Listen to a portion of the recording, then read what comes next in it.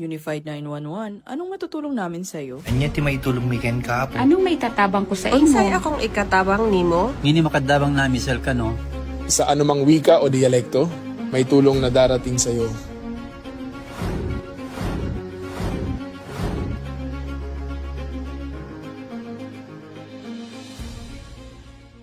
Lilingkod sa bawat Pilipino at magbibigay ng tamang impormasyon para sa tahimik at maayos na Pilipinas. Police News Network, alagad ng batas, tagapagtaguyod ng balitang pulis, sandigan ng mamamayan, patnubay ng katotohanan. La Campo Crame, maghahatid ng pinakahuling kaganapan at nagbabagang balita. Ito ang PNN Police News Network. At ngayon, ang inyong mga tagapagbalita. Magandang araw, bagong Pilipinas! Ako ang inyong alagad ng batas, tagataguyod ng Balitang Pulis, Patrolman Edwin Baris. Ngayong araw ng Miyerkules, makakasama natin bilang special guest co-host si Miss Rosary Ledesma, the Top Diamond Awardee of the Diamond Excellence Award 2026. Magandang hapon po sa iyo, ma'am. Magandang hapon po sa lahat ng mga nanonood sa ating pong mga kapulisan sa Luzon, Visayas at Mindanao. Huwag po nating kalimutan i-like, i-follow at i-subscribe ang page ng Philippine National Police, Police Community Affairs and Development Group, PCAG, Tagapag-ugnay at Police News Network. Kami po ay maghahatid sa inyo ng tamang balita, kwento ng pulis at serbisyong para sa mamamayan. At ito ang PNP News Online. Ang pangunahing balita ng Police News Network, alagad ng batas, tagataguyod ng Balitang Pulis.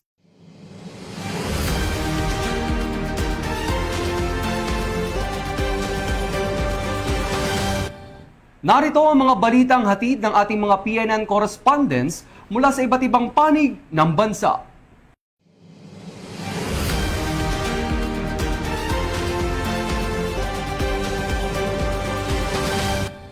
Philippine National Police pinalalakas ang reforma sa mga training institution sa pamamagitan ng Strategic Planning Workshop. Dinilahan ito ng mga opisyal ng Directorate for Education and Training, mga kinatawan mula sa iba't ibang training institution, executive officers at iba pang stakeholders. Ang buong detalye ng report mula kay Patrolman Lovimir Julian. Ng Philippine National Police sa pamamagitan ng Directorate for Education and Training ang Strategic Planning Workshop on Addressing Malpractices in PNP Training Institutions noong Hunyo 3, 2026 sa Maringal Hall, Camp Crame, Quezon City. Pinangunahan ni Police Major General Bowen Joey M. Masauding, Director ng Directorate for Education and Training, ang pagsasagawa ng workshop kasama ang DET Command Group, mga kinatawan ng PNP Training Institutions, executive officers at training managers. Dumalo rin sa aktibidad si Police Lieutenant General Nery Vincent D. Ignacio, the Chief Directorial Staff, bilang panauhin pandangal at head of the panelists, kasama ang iba pang key stakeholders at mga resource speakers mula sa Royal Malaysia Police, Homeland Security Investigations Manila at United States Embassy. Let us embrace innovation, transparency, and collaboration in shaping reforms that will have a lasting impact in our organization. Sa kanilang mga talakayan, ibinahagi ng mga resource speakers ang international best practices, reform initiatives, ethical leadership, institutional accountability, at mga pamamaraan upang maiwasan ang pang-aabuso at malpractices sa training environment. Again, protection mechanisms for the recruits and transparency in this whole process. This is a great public relations opportunity for you, and one of the big impacts of this is going to be a more trusted police, more trust from the public for the Philippine National Police. So by publicizing that and creating transparency, I think you'll have a very positive impact. Matapos ang mga talakayan, sumailalim sa breakout sessions ang mga participants upang bumuo ng strategic recommendations, targets at action plans na tutugon sa mga pangunahing issue sa training institutions. Inihanda ng bawat grupo ang kanilang mga output batay sa mga natukoy na problema, proposed interventions, responsible offices, timelines, at performance indicators. A broader issues within the PNP which is preventing the creation of a truly professionalized graduates and institution. Despite issues everywhere, our group believes that there is big hope and chance for the training institution to produce a new culture of trainees loyal to the institution and to the rule of law and focus on their duty to serve and protect the public impartially.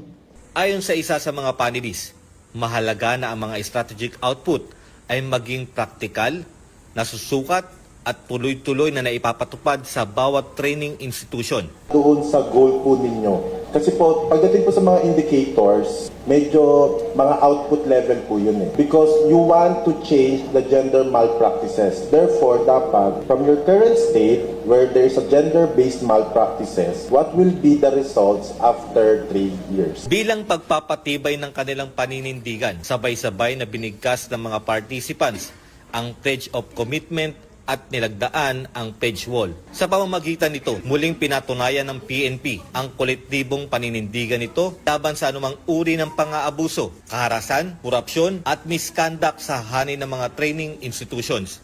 We will develop solutions. We need to strengthen the system. We need to institutionalize safeguards. Karapatan nyo na hindi dapat maapektuhan yung mga karapatan ninyo. You have the rights to report. And most importantly, lead by example. Because every reform we introduce today will influence the generations of police officers tomorrow. Matapos ang workshop, sa turnover ng mga output sa Directorate for Education and Training bilang gabay sa pagbuo ng 3-year strategic plan para sa mas ligtas, profesional, values-oriented at accountable na training institutions. I would like to emphasize two things. First is collaboration among all stakeholders of the PNP.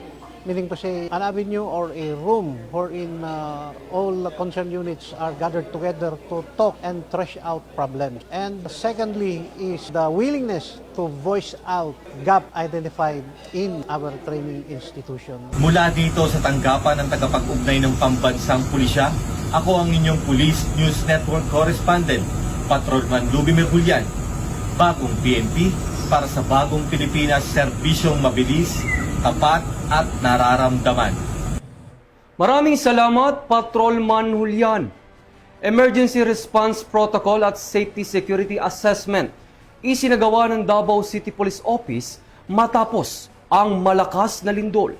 Ibabalita yan ni Patrolwoman Resalie Umalay. Agad na nagpatupad ng mga emergency response protocol at nagsagawa ng safety at security assessment ang Davao City Police Office sa pamumuno ni Police Colonel Peter Madria, City Director, matapos ang magnitude 7.8 na lindol na tumama sa Maasim, Sarangani at naramdaman sa buong Davao Region nitong Hunyo 8 taong kasalukuyan. Kasunod ng insidente, inatasan ni Police Colonel Madria ang lahat ng unit at tauhan ng DCPO na makipag-ugnayan ng mabuti sa mga miyembro ng Safety and Security Cluster upang matiyak ang mabilis na pagsasagawa ng rescue, relief at security operations sa mga apektadong lugar. Hinimok din ng DCPO ang publiko na manatiling kalmado, maging mapagmatsyag at makipagtulungan sa mga otoridad habang nagpapatuloy ang assessment, rescue at recovery operations. Nananawagan din ito sa mga Davaoenyo na magkaisa at magtulungan upang mapabilis ang pagbangon ng mga komunidad mula sa epekto ng kalamidad, alinsunod sa advokasya ng bagong PNP para sa bagong Pilipinas, serbisyong mabilis, tapat at nararamdaman. Mula dito sa Campo Crame, ako ang inyong PNN correspondent, Patrolwoman Resalie Umalay, nagbabalita para sa Police News Network, alagad ng batas, tagataguyod ng balitang pulis. Maraming salamat, Patrolwoman Umalay. Mahigit 2.8 million halaga ng hinihilalang marijuana ang nadiskubre sa La Trinidad, Benguet. habang nagsasagawa ng mobile patrol ang La Trinidad Municipal Police Station. Yan ang ibabalita ni Police Staff Sergeant Mary Ann Pardo.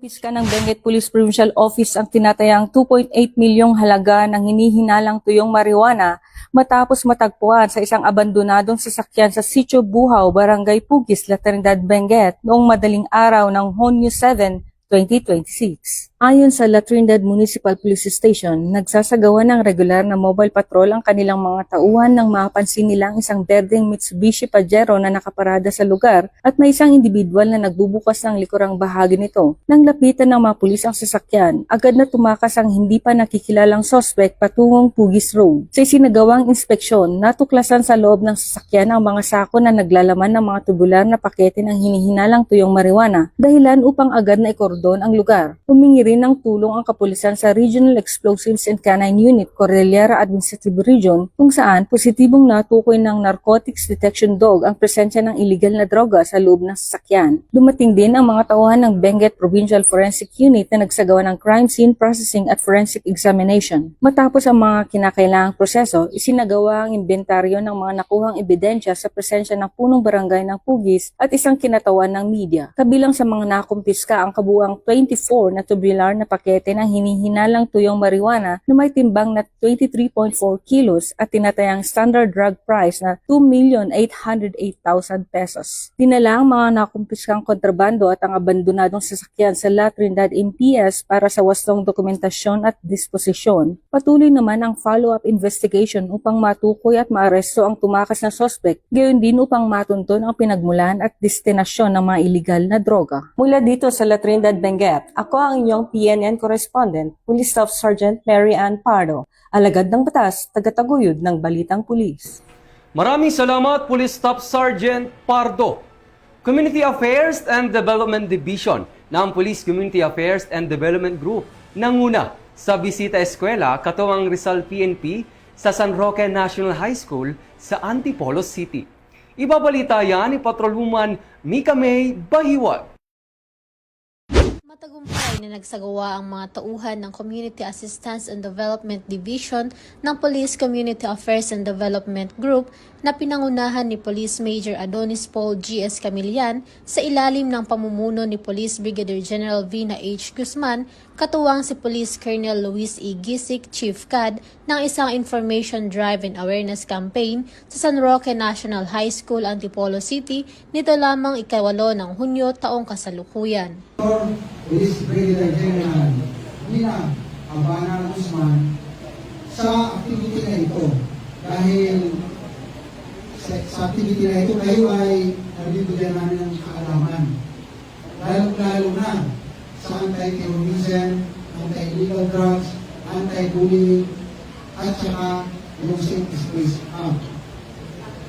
Dumalo rin sa aktibidad ang mga tauhan ng Rizal PPO na pinangunahan ni Police Colonel Eliazar R. Barber Jr., Provincial Director. Tingnan yung ibang mga preparasyon, no? At nandito kami para kayo ay tulungan sa araw-araw. Kung meron kayong mga pangangailangan, magsabi lang kayo. No? Yung pinakamadali na pwede nyo tawagan, yung Unified 1911. Okay? So yun, immediately we will respond to you. Okay? Tinalakay sa aktibidad ang iba't ibang mahalagang paksa gaya ng misinformation, fake news, crime prevention, Safe Spaces Act o Bawal Bastos Law, anti-bullying, anti-illegal drugs, anti-terrorism awareness at NTFL-CAC upang gabayan ang mga kabataan sa tamang asal at pag-iwas sa anumang banta sa komunidad. Kami po sa San Roque National High School ay labis na nagpapasalamat sa Police Community Affairs Development Group na pinamumunuan ni Police Brigadier General Vina H. Guzman para sa campaign and awareness campaign dito sa paaralang San Roque National High School. Malaking bagay po ito para mas mapaunlad ang kaalaman ng ating mga mag-aaral, lalo na ng mga senior high school students, hinggil sa mga bagay na may kinalaman sa pagpapatupad ng batas dito sa ating lugar. Maraming salamat po. Marami pong natutunan about sa mga cyberbullying. Napakalaking tulong po kasi ang San Roque National High School po ay maraming maraming kabataan at maraming estudyante, pero kakulangan sila sa awareness about sa mga nangyayari sa panahon ngayon. And napaka-importante po na nagawa po itong seminar na nangyari po ito kasi for us po to be aware that what's happening in our environment para po sa ganun maiwasan po yung mga ganong incident katulad ng pangilid, pagnanakaw, and anything, and for the cyberbullying also, para alam po natin din yung magagawa natin. Kasabay nito, namahagi rin ng mga personnel ng IEC materials upang higit na mapalawak ang kaalaman ng mga estudyante at magsilbing gabay sa kanilang pang-araw-araw na buhay. Layunin ng aktibidad na ito na palakasin ang kaalaman at kamalayan ng mga mag-aaral hinggil sa seguridad, kaligtasan at pagiging isang responsableng mamamayan. Bagong PNP para sa bagong Pilipinas. Serbisyong mabilis, tapat at nararamdaman.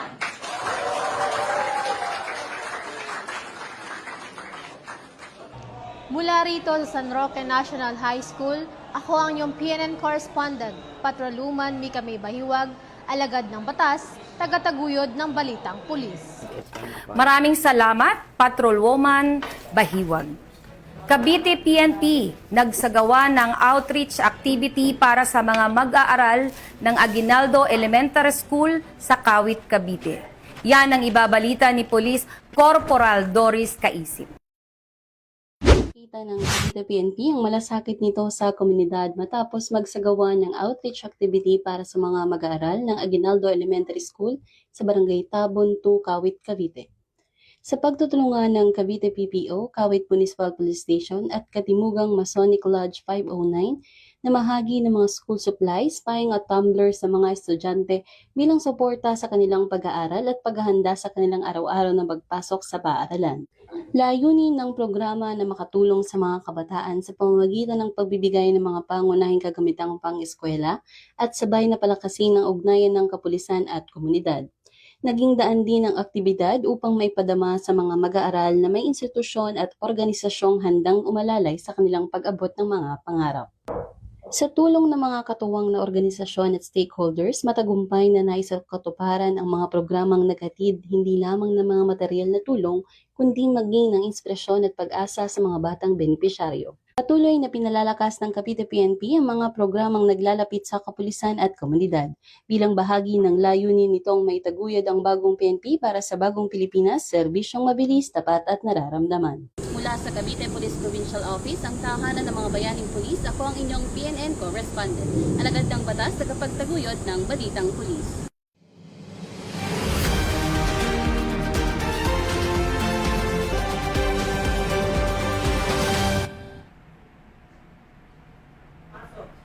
Eastern Police District nagtalaga ng kapulisan para sa ligtas na Balik Eskwela 2026. Layunin nitong tiyakin ang ligtas at maayos na pagbubukas ng klase sa lahat ng pampubliko at pribadong paaralan sa Metro East. Ibabalita yan ni Patroluman Jenny May Dulor. Formal nang sinimulan ng buong bansa ang pagbabalik eskwela at bilang suporta sa mga mag-aaral, guro at magulang. Inilunsad ng Eastern Police District ang taunang Uplan Balik Eskwela. Ngayong 8 ng Hunyo, unang araw ng pasukan. Sa ilalim ng pamumuno ni Police Brigadier General Melesio M. Buslig Jr., Officer in Charge ng EPD, nagsagawa ng masusing paghahanda ang kapulisan sa lungsod ng Pasig, Mandaluyong, Marikina at San Juan upang tiyakin ang ligtas at maayos na pagbubukas ng klase sa lahat ng pampubliko at pribadong paaralan sa Metro East. Kaya maaga pa lang ay nagtalaga na ng mga PNP personnel ang EPD sa mga paaralan para sa police visibility.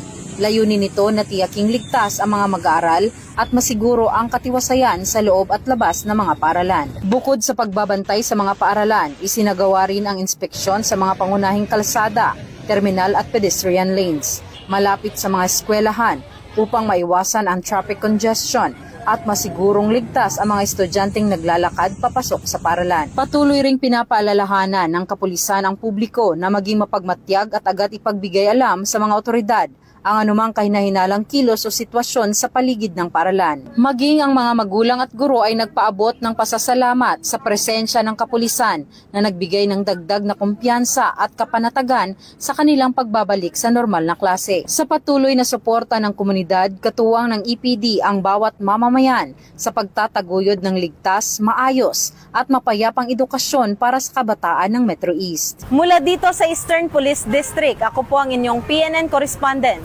Patrolwoman Jenny May Dolor, alagad ng batas, tagataguyod ng Balitang Pulis. At yan ang mga balitang nakalap ng ating mga PNN correspondents mula Luzon, Visayas at Mindanao. At bago tayo magtapos, gusto ko pong magpasalamat sa masusugid na manonood ng Police News Network. At syempre sa ating guest co-host ngayon na si Miss Rosary Ledesma, ma'am. Maraming salamat po sa pagpapaunlak ng aming imbitasyon na maging co-host sa programang ito. Baka may mga gustong sabihin o ipaalam sa ating mga manonood, ma'am, mga upcoming events at gustong pasalamatan po, ma'am. Ako pong muli, si Rosary Macapia Ledesma. Ako po ay isang CEO ng RF Proactive Marketing Global Inc. Muli po akong nagpapasalamat sa lahat ng bumubuo po ng kapulisan. At gusto ko pong pasalamatan ang Diamond Excellence Award sapagkat sa pagbibigay po sa akin ng karangalan at pagkilala.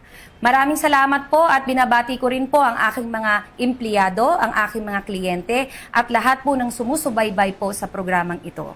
Pinasasalamatan at binabati ko po si Chief PNP Police General Jose Melencio Nartates Jr., Police Major General Roderick Agustos Alba ng the Director for Police Community Relations, PKG Command Group na pinamumunuan ni Police Brigadier General Vina Guzman, ma'am, Police Colonel Joel Serrano, Police Colonel Adonis Guzman at Police Colonel Joel Ada.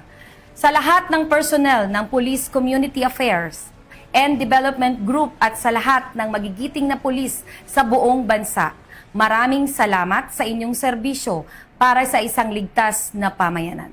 Sa ngalan ng pamunuan ng Philippine National Police, sa pangunguna ni Chief PNP Police General Jose Melencio C. Nartates Jr. at sa pamumuno ni President Ferdinand Bongbong Marcos Jr., kami ay maglilingkod sa bawat Pilipino at magbibigay ng tama at balanseng balita. Bago po tayo magtapos, muling pinaalalahanan ng Philippine National Police at Department of the Interior and Local Government ang publiko na tayo po ay sumunod sa mga umiiral na lokal na ordinansa sa ilalim ng ipinatutupad na Safer Cities Initiative upang mapanatili ang kaayusan, kapayapaan at kaligtasan sa mga komunidad. Samantala, hinihikayat rin ang publiko na maging mapagmatyag at agad na iulat sa mga otoridad ang anumang kahinahinalang aktibidad. Mula rito sa tanggapan ng tagapag-ugnay ng Pambansang Pulisya ng Pilipinas, ako ang inyong alagad ng batas, tagataguyod ng Balitang Pulis, Patrolman Edwin Baris. At ako naman si Ms. Rosary Macapia Ledesma, the top Diamond Awardee of Diamond Excellence Award 2026, maghahatid ng tamang balita, kwento ng pulis at serbisyong para sa mamamayan. At ito ang PNP News Online. Ang pangunahing balita na ang Police News Network. At ito ang bagong PNP para sa bagong Pilipinas. Serbisyong mabilis, tapat at nararamdaman.